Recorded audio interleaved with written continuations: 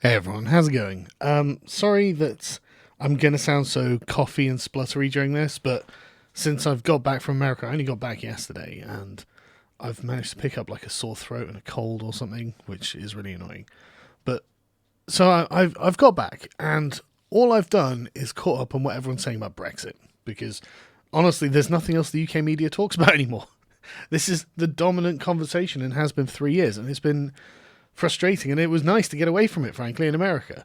It was nice to have to be able to, to have the freedom to talk about something else without everyone being angry about one issue, really deeply angry.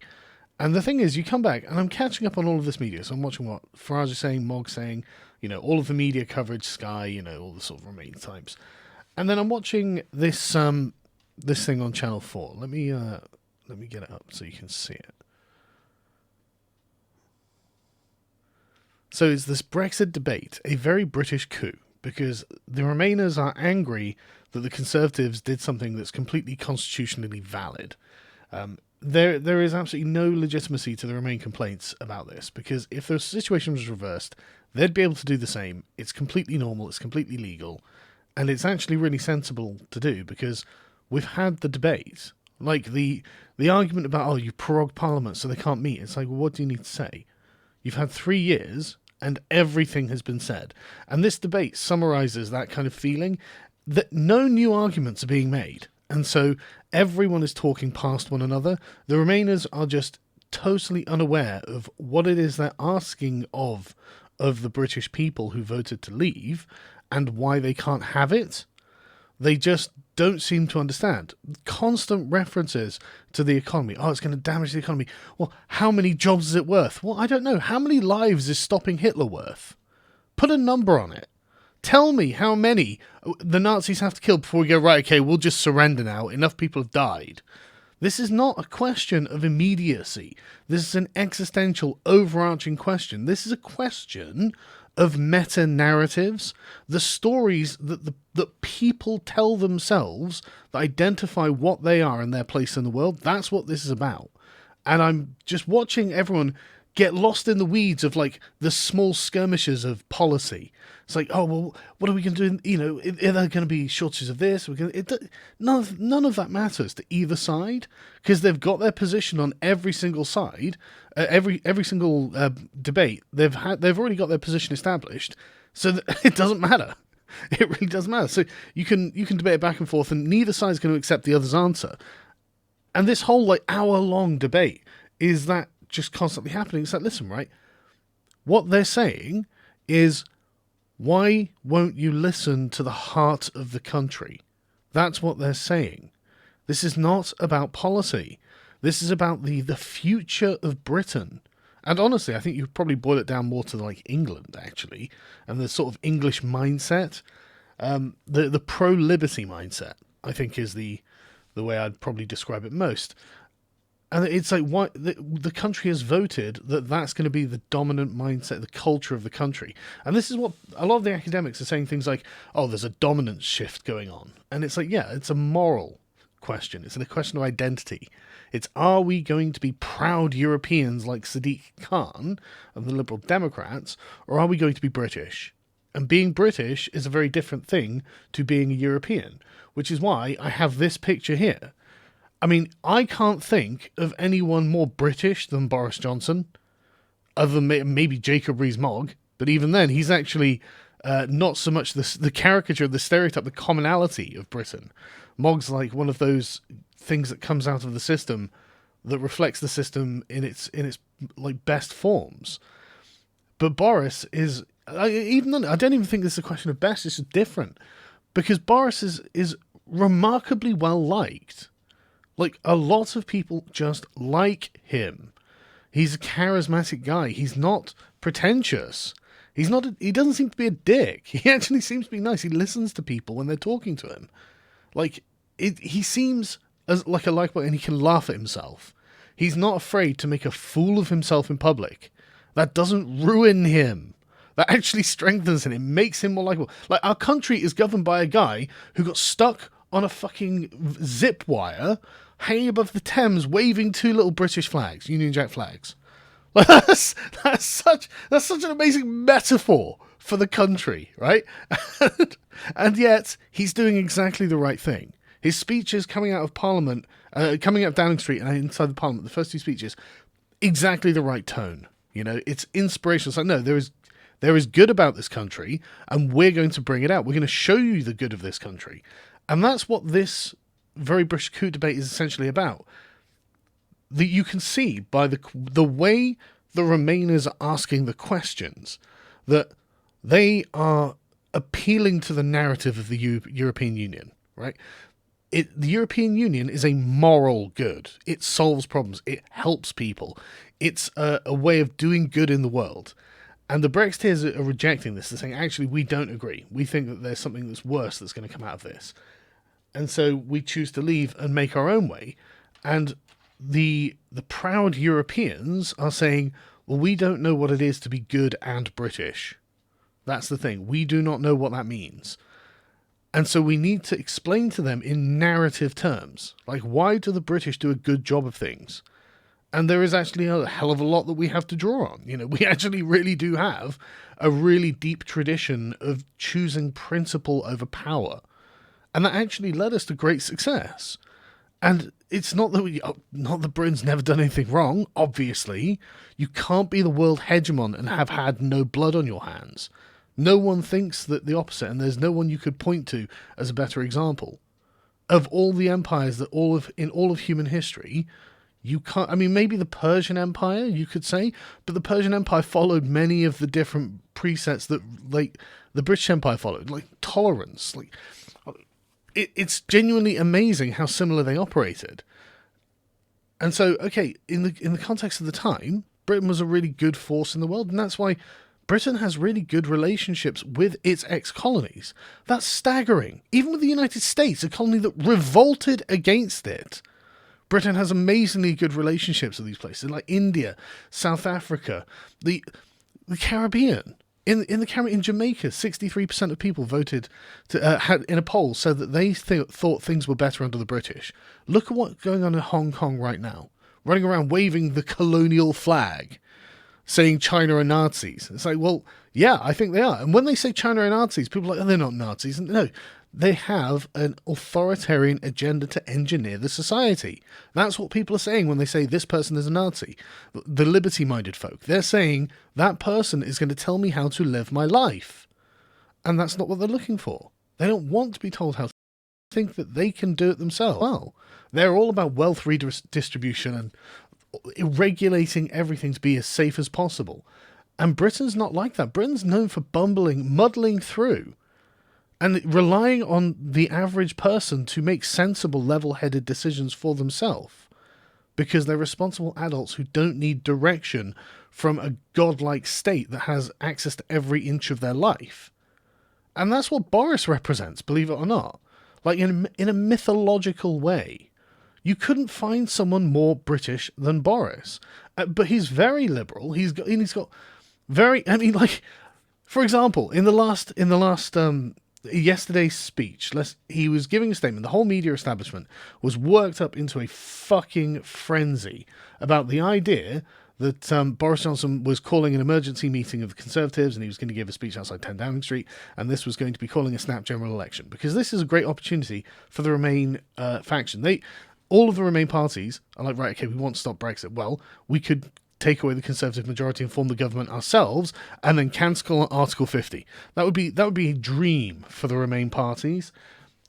Boris doesn't need to do this. He's already in government. So all he needs to do is delay out until Article 50 triggers, which is why he's proroguing Parliament, which is a legitimate thing for him to do.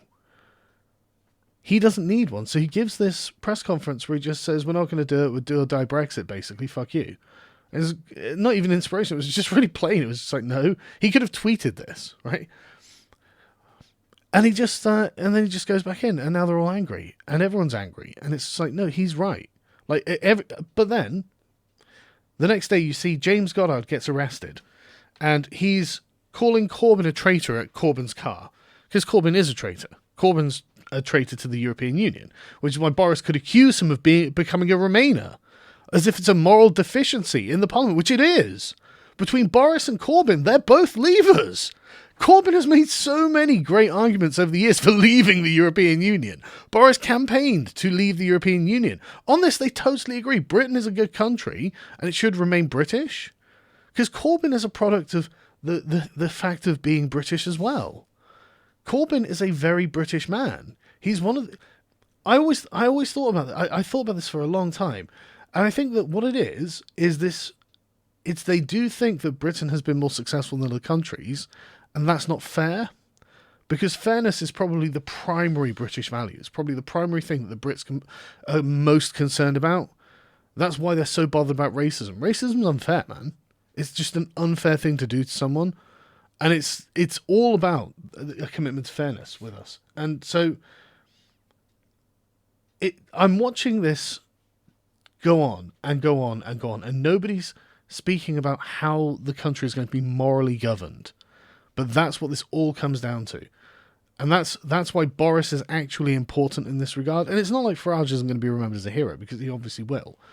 But it's getting quite dangerous. And I think that Boris has been completely consistent. I've been memeing the Hall of the Mountain King with Boris Johnson. The dun dun dun dun dun dun, dun. The dramatic song, like the Young Turks had their wonderful montage put to when Trump was elected, because Boris is doing basically the same stuff. Right? I'm just going to read out, get my Telegram up and read you out some of the headlines that have been going past, so you can see how effective Boris has been about like saying no, this is where we are, right? So, can I make it bigger? I don't think I can make it bigger. Right, okay. So I don't know whether you can see it or not, but so I just put Hall of the Mountain King begins to play, and Switzerland frustration with EU erupts. We want to deal with the UK. We've had enough of the dogmatic EU, right?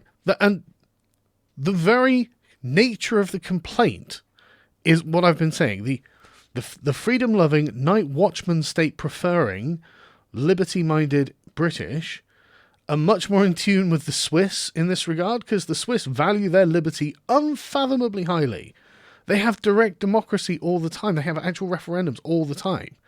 You know, they are much more politically aligned, like preferentially aligned in that way with us. And the EU, as they say, dogmatic. Everyone knows it. Like, they've been utterly dogmatic about everything, which is why the deal that Theresa May came back with was worse than just staying in the European Union. It's unreal how uncooperative they are. And Boris is setting this up. He's like, look, we'll ask for things that we have to do. We can't have war with in Ireland. You know, we don't want that. So they've got to take the backstop out. And if they can't compromise on that, then that shows that they're not prepared to help or do anything. You know, this is to them dogmatic. But anyway, the next one, you know, grows louder and more insistent. It's like, Boris tells Tory rebels, back me or be sacked in ultimate Brexit. Yeah, well, yeah. Like, fuck you, man. Boris is the Prime Minister, and it's now or never. It really is do or die at this point. You know, I understand that Brexit Party people don't trust the Tories. I don't trust the Tories. But you can see that Boris has always been a leaver, and he's put in a position where he has no choice. And so he has to go hard on this, or it's the end of the Tories. It's a liberal Democrat world after this, you know. So, Boris's ultimatum, back me or face October the 14th election. It's got to be done. It's got to be done, you know. But he's been firm on this. He's been absolutely firm on this. I'm not going to have an election, you know. I want you to back me. I want you to do this. So, yes. This is all the sort of stuff that's been going around in my head since I've got back, and it's just been wild how very, very difficult it is watching all of these people in these debates constantly talk past one another. The question is, what kind of country are we going to be? And people have voted to not be a European country.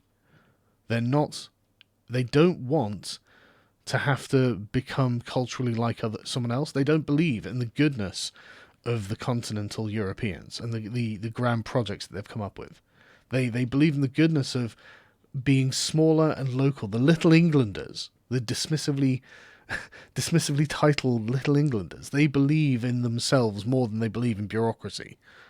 And the Remainers are scared. Like, I'll find this Connie Huck video. Hang on a second. Because this is fucking wild. I should have got this up in advance, but this is just the most wild thing in the world. Because, like, I've been out of it for a month, you know. I haven't seen the ratcheting up of the tensions between both factions.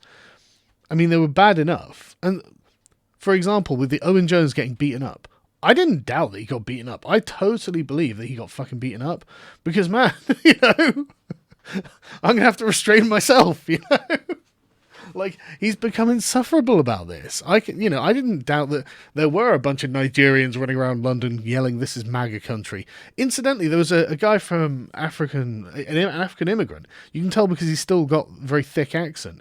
He's in the debate. This Brexit, a very British coup debate, saying, "No, you voted to leave. You need to leave. It's important that you leave now."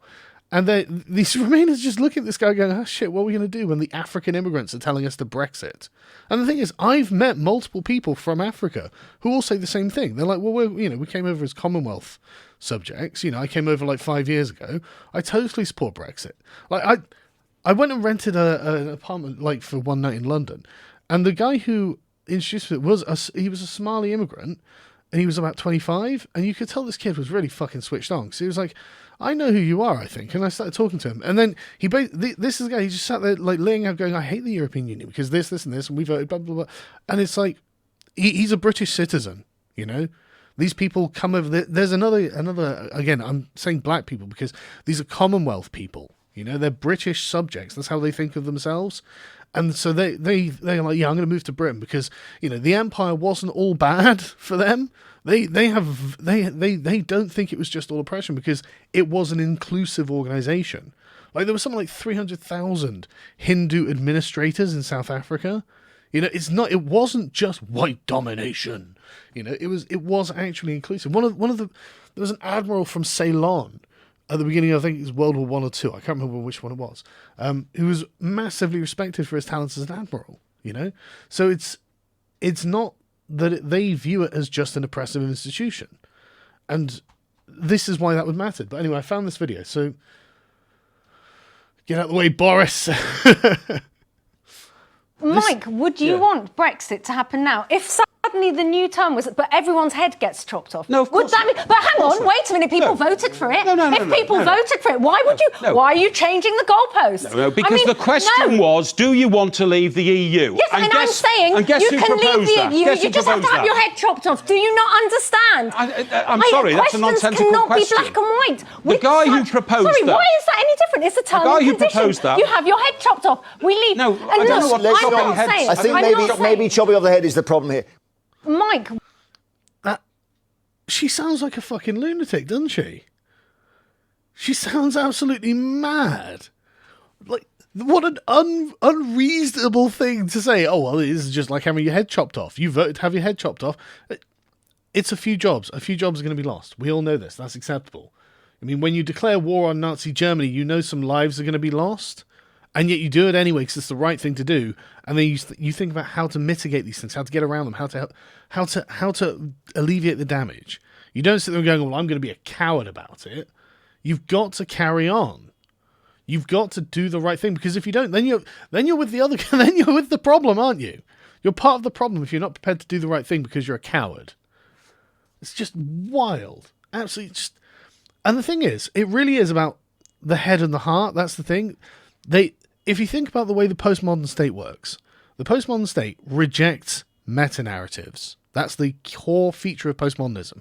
And it does that by casting doubts on every component of the narrative. Because any narrative is going to have things that it leaves outside of itself. Like the narrative of the British Empire was generally civilizing force. Yeah, that does leave out some things. You can say, "Yeah, but these people didn't like it. These people..." Well, I'm not those people. Like, I'm sorry. I'm sorry that these things happened in history, but I'm not going to say that my nation is evil because it did the same thing that every other nation's did, except it did it to a lesser extent. I'm not going to accept that premise. So the postmodern state doesn't accept that there are these romantic overarching narratives. The stories people tell themselves to be to have a shared identity, to be an ethnic group. That's what that is. And every other country has these, obviously, and the postmodern types are usually very respectful of these. You've got to accept that, the shaman calls the lightning, that Western colonial science is the problem. And if you're running a state this way, then or a society this way, then you're ignoring the emotional side of humanity, because human beings define themselves in terms of narratives. This is where you were born, this is what you grew up, this is what your parents did, and this all made you what you are. And your cultural identity is an important part of that, which is why we have Muslim gangs, not just Pakistani gangs, Muslim gangs. They're the shared identity of Muslim that they rally around. And so, like, other, North Africans arrive in these gangs and things like this. It's not just Pakistanis. So, it's for everything. Everything about a person and their understanding of themselves is about the narrative of that self, of that person.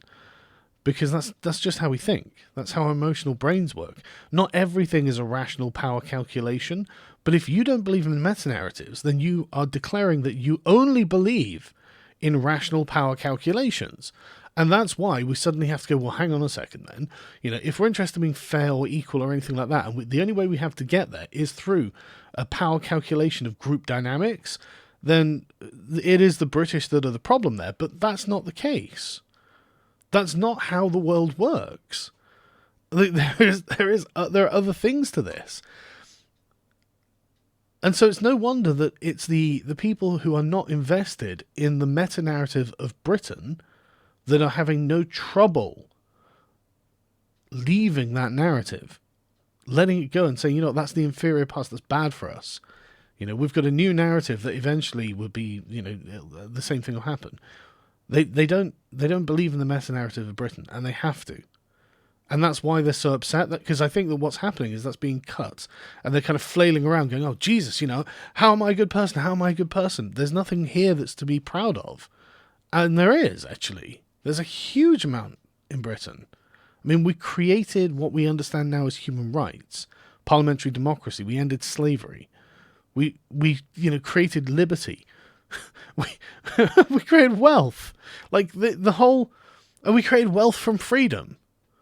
We created the rule of law. We put the king under the law. That's so phenomenally important. There are so many things about Britain that politically and historically have been positive. And that's what Boris is speaking to. And the best part about it is it hasn't been done in the most slick and accomplished way. It's been by people bumbling through, figuring it out, doing the right thing, even though sometimes it'll cost you, having the fortitude, the stiff upper lip to be able to do this. That's the soul, the meta-narrative of the country. And that is what people are yelling, "We love you, Boris, we do," over. That's why they're attacking Jeremy Corbyn, to try and get him to step down from what he's doing. Let Boris lead is the point. He has to be allowed to lead at this point because he's the right guy at the right time.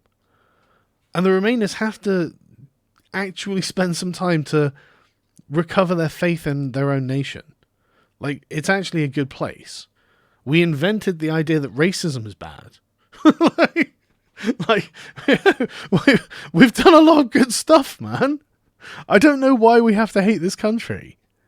And there are loads of foreigners who come here to choose to be like us because they think of the meta-narrative of Britain as a good thing. This is why the African guy saying, no, you voted there, you should do it. And the Remainers' faces looked like they were just chewing wasps. Like they hated it. Anyway, sorry, I know that I've been ignoring the chat and the super chat stuff because, this has just been on my mind, man. And I'm really bothered by the fact that the Remainers are acting like a fifth column now, actually collaborating with the enemy to undermine the thing that we voted for. I mean, we voted to be British. That's what this is about. We voted to be British, not European. So it's probably incumbent on the people who lost to realign their world. And I know that's going to be difficult, and that it would definitely serve the Conservatives. I mean, Boris has been doing this anyway. You could see the excitement in him just giving his first speech. It was a real believe in Britain speech.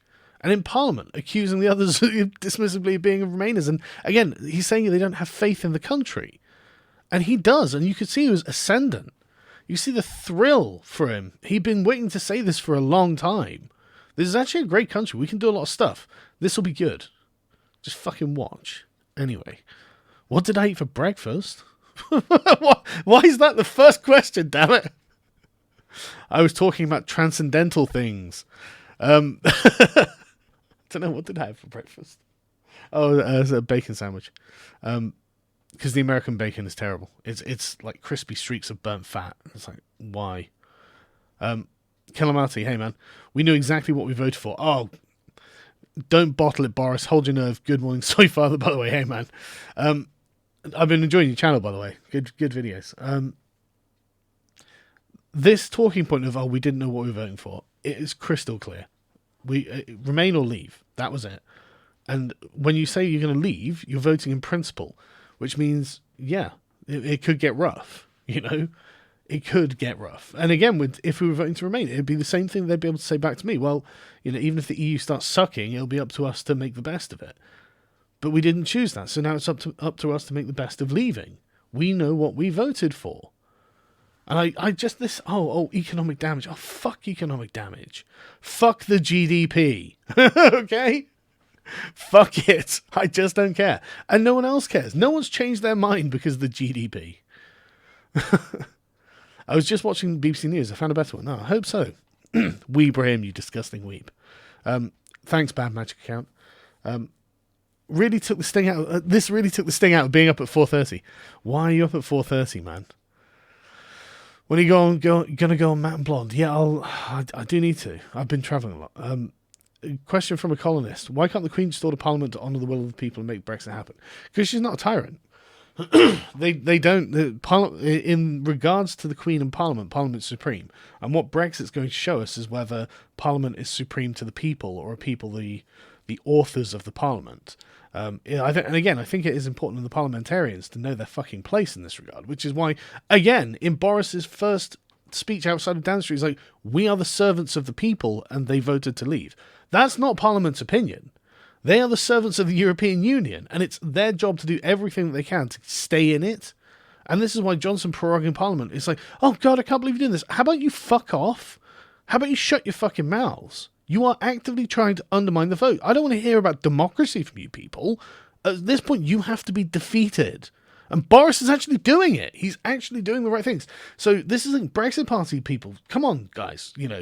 Boris is actually doing the right thing here. We've got to stand behind him. We can't just sit there and be a dead weight on him. It's not fair. He's got enough of it from the fucking Remainers. We've got to put wind in his sails, man. Boris, you're doing exactly the right thing. Don't fucking stop. Devenor, right? Quote, if we fight back in a war, we're as bad as them. Exactly. Right? We're beyond the question of what can be done. Now it's the question of how do we do it? And God bless Britain and her empire, right? Tell me about it. But this whole thing is just like I've been away from it, and you forget how enervating it is.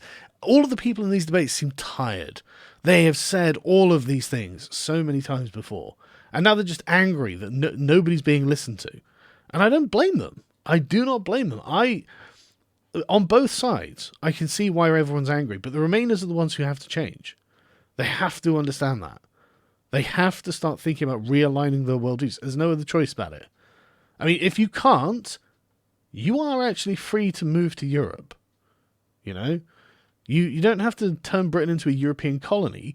You could go and live in the motherland. That's not good or bad. I mean, Mike Stuckbury's doing it. It's amazing. Mike Stuckbury, right? He's there you go. He writes in the Byline Times that he's decided to leave the UK. Fucking great. I'm so happy to hear it. He's moving to Stuttgart. Good, which is where his wife comes from. Great. So this foreigner who's come over and been hounding Brexiteers is like, oh, actually, no, I'm leaving. How about you just shut the fuck up and fuck off then? I'll go through this at some point because it's really, I mean, listen to this. The fatal weakness of the English, I believe, is their arrogance. That's why we've been so great, man. That's where the Magna Carta came from. That's where the English Bill of Rights came from. These things, the arrogance of the yeoman saying, you know what? I'm not going to be treated this way, and I have a longbow. you know? That's where this all comes from. All of the good things come from the English being arrogant and stubborn. You're fucking welcome. You know what I mean? Their belief that the same cultivated hatreds that tore nations apart and launched bloody genocide won't have the same effect on them. He's talking about World War II, obviously. But they didn't. Like, they don't. We are not the Germans. We are not the French. I'm sorry. But we didn't have a reign of terror. We didn't have a night of long knives. We didn't have a Holocaust. We don't do this. The worst that people can say is, oh, there was a famine in Bengal. Well, we were fighting the Nazis. Like, sorry. We didn't want a famine, but we also didn't want the Nazis to win. We're fucking sorry. But they aren't. That's the point. Like, we are not going to do this. We are moderates. That's the thing. Like, being a radical in Britain means being radically moderate. It's like, but here we are facing the prerogative of Parliament. Shut the fuck up, man. A man fired by employers for deceit. Dude, you were fired for trying to ban banter. You used to be a fucking history teacher who was fired for banning banter. Get the fucked. Like, unreal. It's unreal. And then he whines about unelected bureaucrat terrorize anyone who gets in the way. What the fuck do you think the EU is, Mike? Absolute spaz. But anyway, it's time for me to go. My wife is German and relocating back to Stuttgart. Man, I am not going to fucking miss you, buddy. You know, not gonna fucking miss you. So, essentially, the Brits are retaking the country. And this, when it comes to the catchphrase that Farage uses, is completely correct. We want our country back. Yeah? We don't want to be a European colony. That's what they're saying. That's all that means. You know, it's not a judgment about people. It's that we want the country to be run in a British fashion. And having this intrusive ethical state is not a British fashion.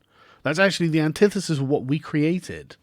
The neutrality, the secularization of our institutions from our politics was one of the great things that we did. Again, another one of the great things that we've done. Anyway, thank you, Kitten. I think everything that's going on in Western Civ now is just Cold War Part 2. Western culture is being pushed back against because it's incompatible with a centrally planned economy. Good for the USA. Exactly. And it's not just the centrally planned culture as well. You know, because this is the main drive from the Remainers. They're globalists. They're, you know, progressive, open border types who think that the government should engineer the person, which is why the Scottish government put up loads of street signs and bus signs saying, "Dear racists, I hate your racism. You shouldn't be racist. Dear transphobes."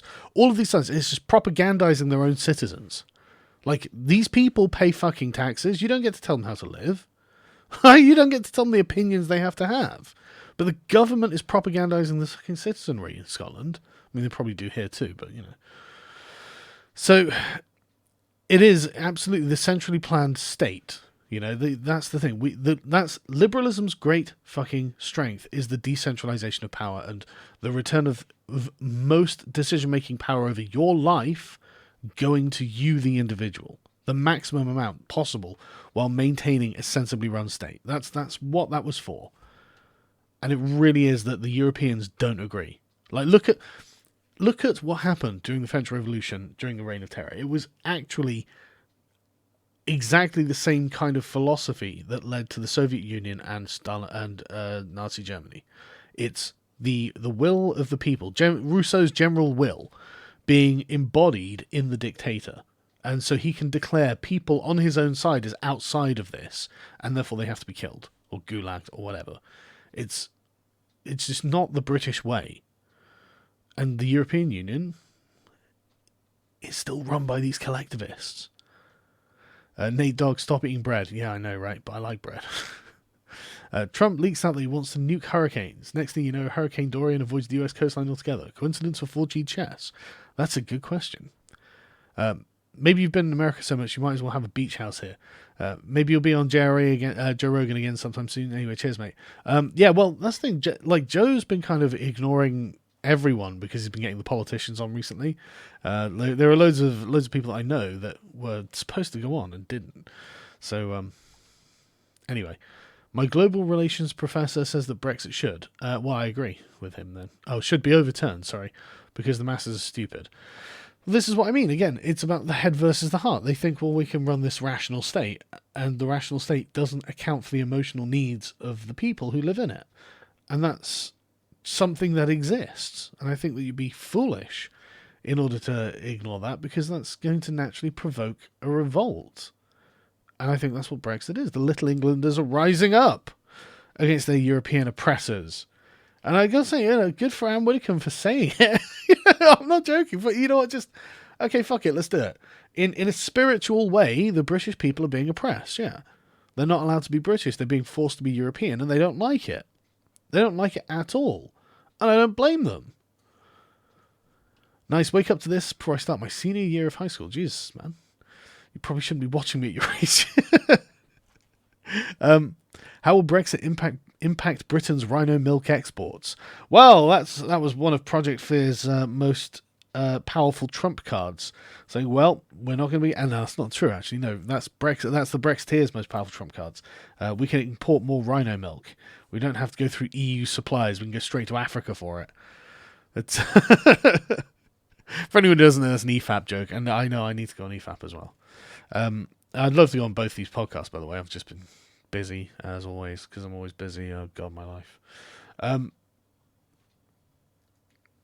Good luck, Britain. Here in Italy, we can't even vote. Yeah, right. Where's your fucking exit? What do you think about Dominic Cummings? I think he is going to turn into the sort of shady Steve Bannon type who is actually working in the interest of the country and gets things done. Don't forget the super chats from your last stream. Good point. I'll go through those in a minute.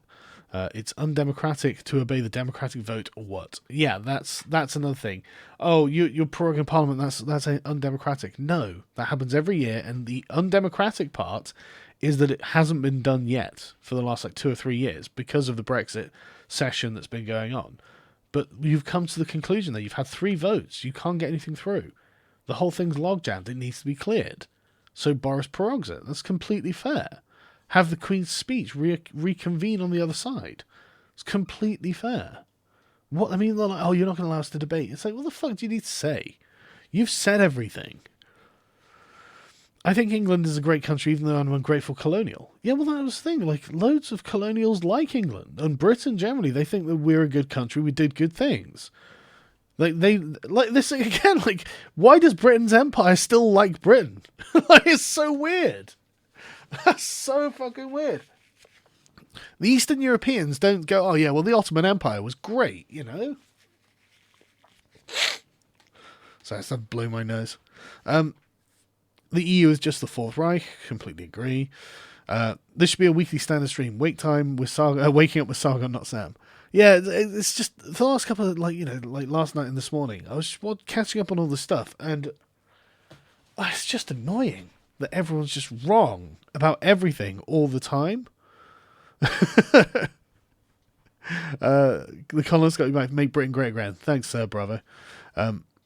It's 7 a.m. I got to work. Oh man, is that early? I am furious with this anti-British nonsense, says Arm Brit. Yeah, me too, man. I'm really fucking furious. All right, I'll go through the old super chats. So I was working on videos and stuff, and I've got to go do some family stuff this afternoon. So I better do these super chats, these old ones. Let me find them. Right. So in suspending Parliament, does this mean that the Queen has finally done something useful? Yes. But she does it every year. Normally, the Privy Council, the Prime Minister basically goes and asks for the proroguing of Parliament. She says yes, and she has done all the time. And, she did, because she always does. It's just tradition. So, yeah.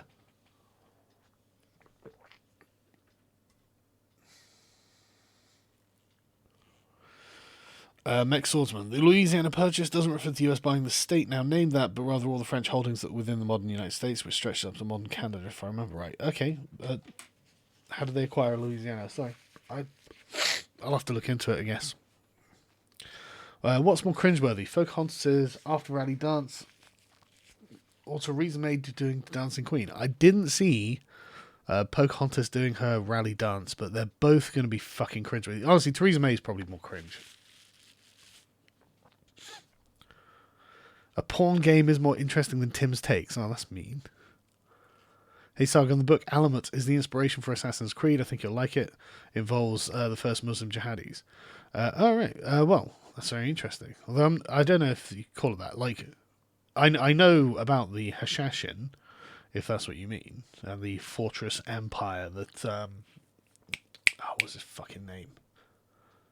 I can't remember his name now. But used to basically indoctrinate these cultists to go around killing emperors and kings and whatnot. And it's really interesting. I'll probably do a video on it at some point. It's just a really fucking interesting story. Greenland has no ownership of land. It's literally free real estate. If you want to catch those weirdos at Walmart, I recommend go close to midnight. They'll come out during the prime time. Yeah, I didn't see too many weirdos in Walmart at all, actually.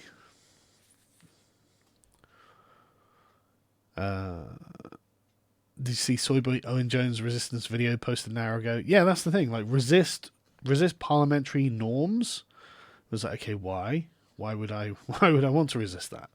And then Owen Jones calling blood and soil the English ancestors, fighting for this democracy. And I'm like, holy fuck, Owen, calm down. It's going full National Socialism there.